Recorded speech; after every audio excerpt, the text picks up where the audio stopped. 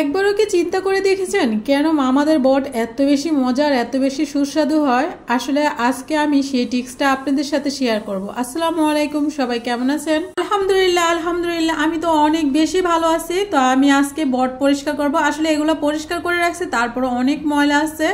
এগুলো পরিষ্কার করতে করতে আমার প্রায় 1.5 ঘন্টার মতো সময় লেগে গেছে। আসলে এখানে যতটুকু ছিল আমি 50% ফেলে দিছি, ফেলে বাকিগুলো সুন্দর করে ধুয়ে নিছি। আর এগুলো আমি গরম পানি দিয়ে 3 থেকে 4টা ধোয়া দিছি। এই যে একটু হলুদও দিয়ে দিলাম যেন কালারটা সুন্দর দেখা যায় এই কারণে।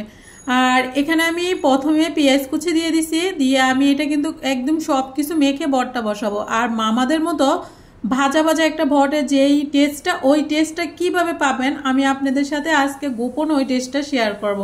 তো এখানে আমি মরিচের গুঁড়া, যেহেতু আমরা একটু ঝাল খাই, একটু মরিচটা বেশি করে দিলাম, হলুদ, লবণ, ঠ্যাঙ্গা, এলাচ, নাকফুল, যা যা লাগে, একটু আদা রসুন বেশি করে দিছি। আর তেলটা কিন্তু একদম পরিমাণ কম দিতে হবে, কারণ বটে কিন্তু প্রচুর পরিমাণ তেল থাকে, চর্বি থাকে। তেল যদি আরও বেশি দেওয়া হয় তাহলে কিন্তু এটার খাওয়াই যাবে না। তো এখানে আমি ভালো করে মিশিয়ে আমি এটা বসায় দিলাম। এই যে মাশাআল্লাহ, আমি বসানোর পরে কিন্তু এটা কয়েকবার নেড়ে দিছি বটটা, তারপর বটটা ওইদিকে নিয়ে গেলাম। আর আমার ছেলের পছন্দ আজকে খিচুড়ি দিয়ে বট খাবে। তো আমি যখনই বট রান্না করি তখনই আমার ছেলে বলে খিচুড়ি রান্না করবে, তো ছেলের পছন্দ বলে কথা। তো এই যে আমি খিচুড়িটা এদিকে হয়ে গেছে মোটামুটি, আর বটটাও আমি এই চুলার ভিতরে নিয়ে আসলাম। ভিডিওর শুরুতে আমি যে কথাটা বলেছিলাম কেন মামাদের বট এত বেশি মজা এত বেশি সুস্বাদু হয়, এই শুধু খালি টেস্টি সল্টটা দেওয়ার কারণে। আর এটা কিন্তু বেশি পরিমাণ দিবেন না, বেশি খেলে কিন্তু কিডনির জন্য খুবই ক্ষতিকর এটা। এখানে আমি দেখেন টেস্টি সল্ট আমি কতটুকু দিচ্ছি, একদম অল্প পরিমাণ দিব, কিন্তু এটা অল্পতে দেওয়াতেই কিন্তু এটা টেস্টটা এত পরিমাণ বেড়ে যায় আমি কি বলবো। মানে মামাদের দোকানে যে বটটা আমরা খাই তার থেকে 5 গুণ টেস্ট লেগেছে আজকের এই বটটা। আর এভাবে যদি ফলো করে রান্না করেন তাহলে খেতে অনেক বেশি সুস্বাদু হবে, আর বাচ্চারা খেতে খুব পছন্দ করবে। যে বট খায় না সেও খেতে কিন্তু পছন্দ করবে। আজকে আমি যেভাবে বটটা রান্না করছি সেভাবে রান্না করলে।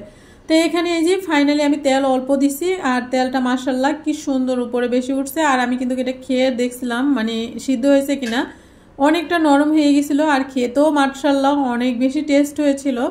তো আমি এটা আর কিছুটা সময়ের ভিতরে এটা নামিয়ে ফেলবো। আমি এটা প্রায় 2.5 ঘন্টার মতো আমি এটা মিডিয়াম আঁচে রান্না করছি, একদম স্লোতে। ফাইনালি এই যে রান্নাটা কি সুন্দর কমপ্লিট হয়ে গেছে। আমি কিছুক্ষণের ভিতরে খাবারটা সার্ভ করে দিব। আর এখানে 2টা তেজপাতা দিয়ে দিচ্ছি খিচুড়িটা উঠানোর আগে। খিচুড়ির ভিতরে তেজপাতা দিলে কিন্তু অনেক সুন্দর একটা গ্রান আসে, তো এই কারণে আমি উঠানোর আগে তেজপাতাটা দিয়ে দিচ্ছি, বেশি সময় রাখবো না। তো এখানে যেহেতু আমার খিচুড়িটা কিন্তু একদম মজে গেছে, আর খিচুড়ির সাথে কিন্তু আজকে আমি যেভাবে ভর্তা রান্না করছি ঠিক সেম এইভাবে যদি ভর্তা রান্না করেন বাসার সবাই, আমি একদম 100% নিশ্চিত দিয়ে বলতেছি বাসার সবাই খেতে অনেক বেশি পছন্দ করবে আর বাধ্য হবে খাওয়ার জন্য।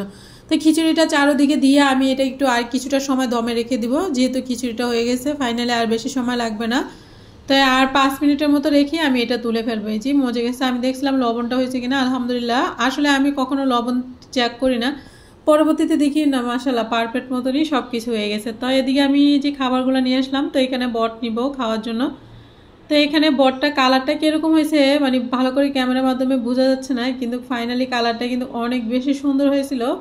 তো এখানে আমি খিচুড়ির সাথে একটু লেবু নিচ্ছি আর পেঁয়াজ নিচ্ছি, যেহেতু সালাদ বাসা নেই। তো এখানে আমি একটু পরিবেশন করে নিলাম। তো এখানে পরিবেশন করে আমি আগে খেয়ে নিতেছি, দেখতেছি কিরকম হয়েছে। মাশাআল্লাহ এত বেশি মজা হয়েছিল, না খেলে বোঝাতেই পারবো না। যদি পারতাম আপনাদেরকে খাওয়াইতাম তাহলে আপনারা বুঝতে পারতেন সবগুলো আমার ফ্রেন্ড। তো যাই হোক, সবাই ভালো থাকবেন। আজকের ভিডিওটা এই পর্যন্ত, আর বাড়াবো না। তো ভিডিওটা ভালো লেগে থাকলে অবশ্যই একটা লাইক শেয়ার করে পাশে থাকবেন। আল্লাহ হাফেজ।